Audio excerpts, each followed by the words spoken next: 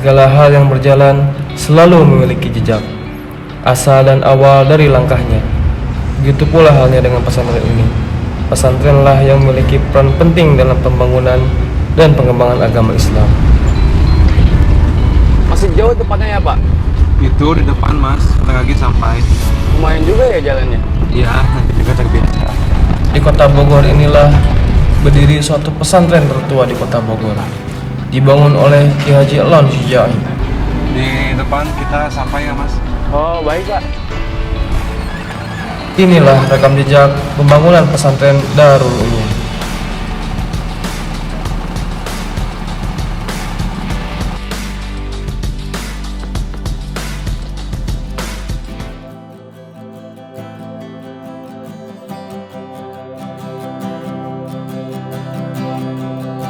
Pada awal pembangunannya, pesantren Darul Ulum ini berawal dari sebuah pengajian kecil di suatu tempat bernama Bantar Kemang. Dengan berbekal kemampuan dan tekad yang kuat, Mama Ki Haji Elon mendirikan sebuah pengajian sederhana di sebuah gubuk kecil dan menamainya Pesantren Sukamana. Itu yang belajar anak-anak kecil itu dari pagi sampai menjelang maghrib, nggak berhenti. Jadi gantian itu, kelas ini nanti datang lagi sampai menjelang maghrib baru beres, selesai gitu ya. Itu saya ingat Ustadz gitu ya. Masih ingat gitu Ustadz gitu ya, waktu kecil. Dan kalau maghrib masjid penuh, udah sama yang gede-gede, udah sama masyarakat, kemudian santri gitu ya. Dan seingat saya santri juga waktu itu nggak kecil-kecil, santrinya tua-tua gitu ya, pada berjenggotan gitu ya.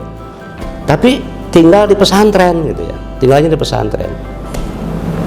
Kalau yang santri putri itu dekat rumah Pak Kiai, di sampingnya. Kalau santri putra itu di dekat pohon kemang di belakang. Di situ ada kulah, ada kolam gede yang punya Kiai. Di sampingnya itu ada asrama. Dan itu terbuat dari bilik.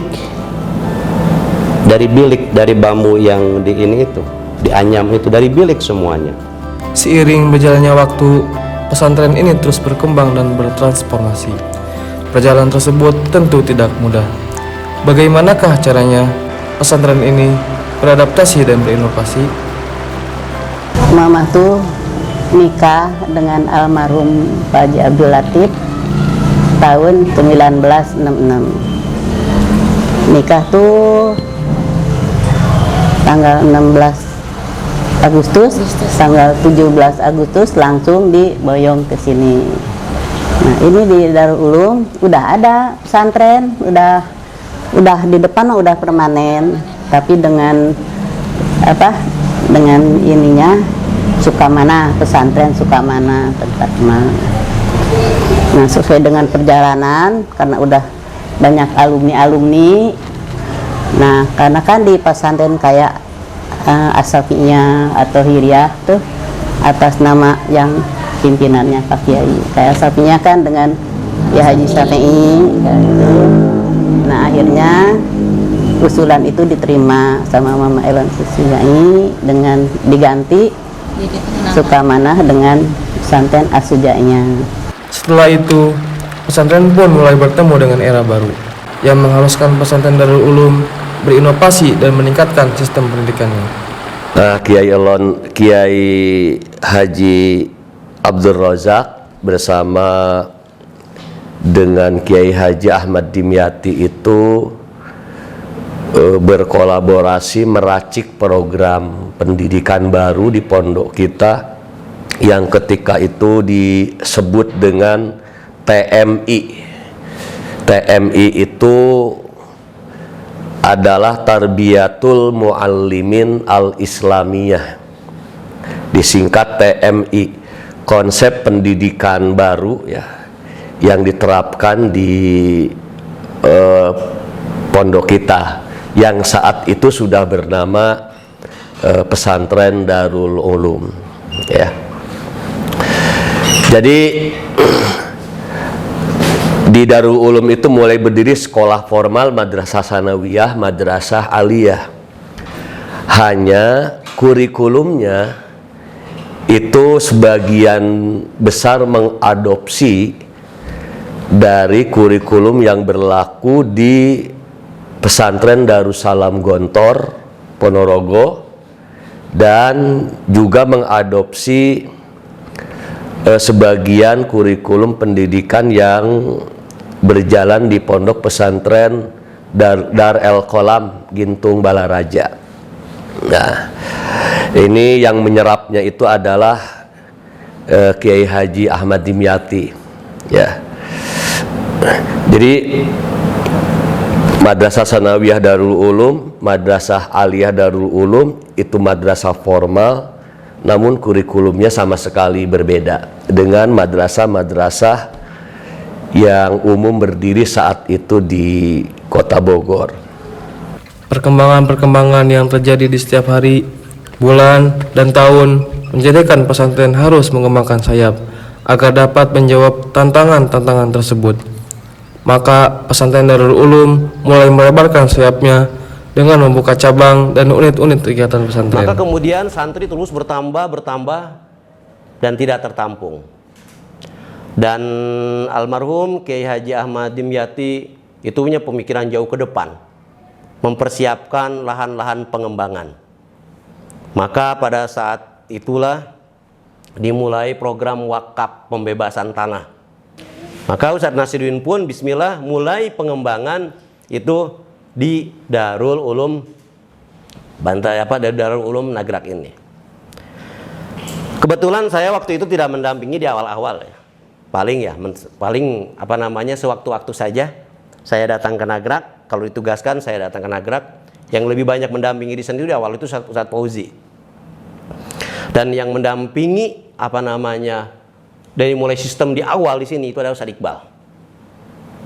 Kalau saya kebetulan waktu almarhum Kiai Haji Ahmad Dimyati itu sakit, maka saya dipanggil pulang dari Ciputat. Karena pada saat itu saya masih kuliah di Ciputat. Karena yang paling terdekat waktu itu saya lah yang paling terdekat itu. Terus buat lembaga pendidikan yang lain. Apa lembaga pendidikannya? Yang paling sesuai menjadi kebutuhan masyarakat. Buka SD, jangan SD. Buka MI saja. Maka mulailah Ustadz Ujang setelah kuliah, dia tidak langsung pulang ke sini. Walaupun pengen pulang ke sini, ditugaskan oleh Darul Ulum Nagrak ke Ciapus untuk mulai membuka di Ciapus. Akhirnya di Ciapus dimulailah lembaga pendidikan Darul Ulum 3. Di sana itu lembaga pendidikannya baru tingkatan MI saja. Tapi insya Allah itu akan terus berkembang sebagaimana di Bantar Kemang dan terus berkembang sebagaimana di Nagrak. Jadi Ustadz Nasiruddin punya ide waktu itu, dia nyebarin kenceleng kemana, ke alumni, ke pengajian-pengajian dan lain sebagainya.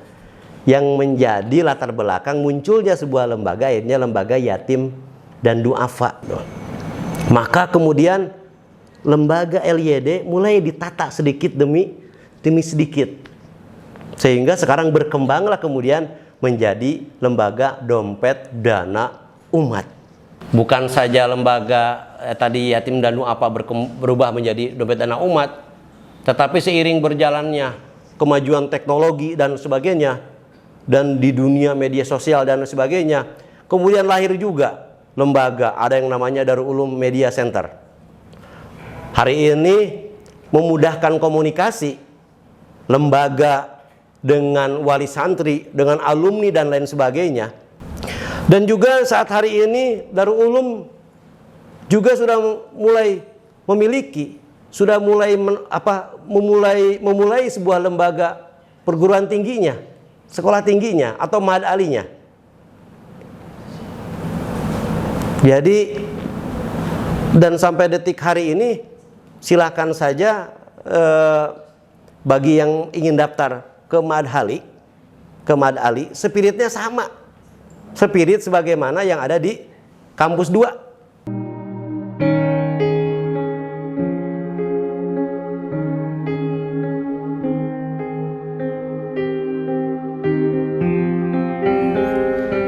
Dari perjalanan ini, kita dapat memetik satu pelajaran yang berharga. Pesantren akan terus berkembang dan menjawab tantangan-tantangan di masa depan. Karena pesantren Darul Ulum akan terus ada sekarang, kini, dan nanti.